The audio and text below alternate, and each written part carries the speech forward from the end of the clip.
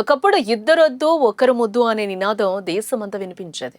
జనాభా పెరుగుతోందని ఇద్దరికే పరిమితం కావాలని ప్రభుత్వాలు ప్రచారం చేసేవి. బట్ ఇప్పుడు పరిస్థితులు పూర్తిగా మారిపోయాయి. అందుకు జననాల రేటు క్రమంగా తగ్గిపోతూ ఉంది, వృద్ధుల సంఖ్య పెరిగిపోతూ ఉంది. భవిష్యత్తులో పనిచేసే యువత తగ్గిపోతారనే ఆందోళనలు ఇప్పుడు వ్యక్తమవుతూ ఉన్నాయి.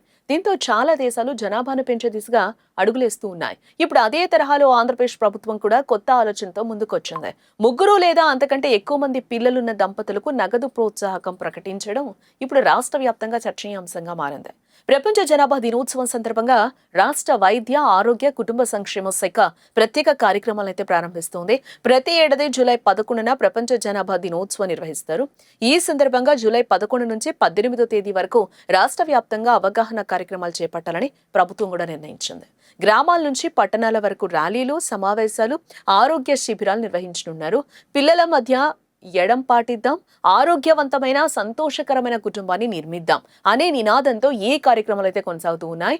అయితే ఈ ప్రచారంలో అందరి దృష్టిని ఆకర్షిస్తున్న అంశం ఒకటే. ముగ్గురు లేదా అంతకంటే ఎక్కువ మంది పిల్లలున్న దంపతులకు 5,000 రూపాయల నగదు ప్రోత్సాహకం. రాష్ట్రంలోని ప్రతి జిల్లాలో ముగ్గురు జంటలను ఎంపిక చేసి ఒక్కో జంటకు 5,000 రూపాయలు అందించనున్నారు. మొత్తం రాష్ట్ర వ్యాప్తంగా 84 జంటలు ఈ ప్రోత్సాహకానికి ఎంపిక కానున్నారు. ఒకవేళ అర్హుల సంఖ్య ఎక్కువగా ఉంటే లక్కీ డ్రా ద్వారా లబ్ధిదారులను ఎంపిక చేయాలని ప్రభుత్వం కూడా నిర్ణయించింది. అంతేకాదు, ప్రభుత్వం కేవలం ఎక్కువ మంది పిల్లలను మాత్రమే ప్రోత్సహించడం లేదు, కుటుంబ ఆరోగ్యాన్ని కూడా సమానంగా ప్రాధాన్యం ఇస్తోంది. 2 కాన్పుల మధ్య కనీసం 2 ఏళ్ల విరామం పాటించిన దంపతులను కూడా ప్రోత్సహించనుంది. ప్రతి జిల్లాలో 6 జంటలకు 5,000 చొప్పున నగదు బహుమతి ఇవ్వనున్నారు. ఏ విభాగంలో కూడా అర్హులు ఎక్కువైతే లక్కీ డ్రా నిర్వహించనున్నారంట. అసలు 2 కాన్పుల మధ్య 2 ఏళ్ల విరామం ఎందుకు అవసరం? దీనిపై వైద్య నిపుణులు స్పష్టంగా చెప్తూ ఉన్నారు. 2 ప్రసవాల మధ్య సరైన విరామం ఉంటే తల్లి ఆరోగ్యం మెరుగ్గా ఉంటుంది, రక్తహీనత, ఇతర ఆరోగ్య సమస్యలు తగ్గుతాయి. ఆ తర్వాత పుట్టే బిడ్డ కూడా ఆరోగ్యంగా ఉండే అవకాశం ఎక్కువగా ఉంటుందంట.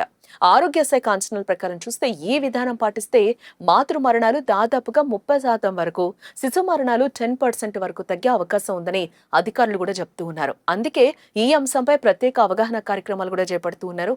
మరోవైపు యువత పైన ప్రభుత్వం ప్రత్యేక దృష్టి పెట్టింది. తక్కువ వయసులో గర్భధారణలు ఎక్కువగా నమోదవుతున్న ప్రాంతాల్లో ప్రత్యేక అవగాహన కార్యక్రమాలు నిర్వహించనున్నారు.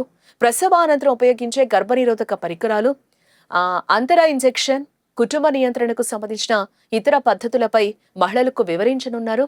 ఆశా కార్యకర్తలు, ఏఎన్ఎంలు, అంగన్వాడీ సిబ్బంది గ్రామాలకే వెళ్లి ప్రజలకు అవగాహన కల్పించనున్నారు. ఈ కార్యక్రమాన్ని కేవలం ఆరోగ్య శాఖకే పరిమితం చేయడం లేదు.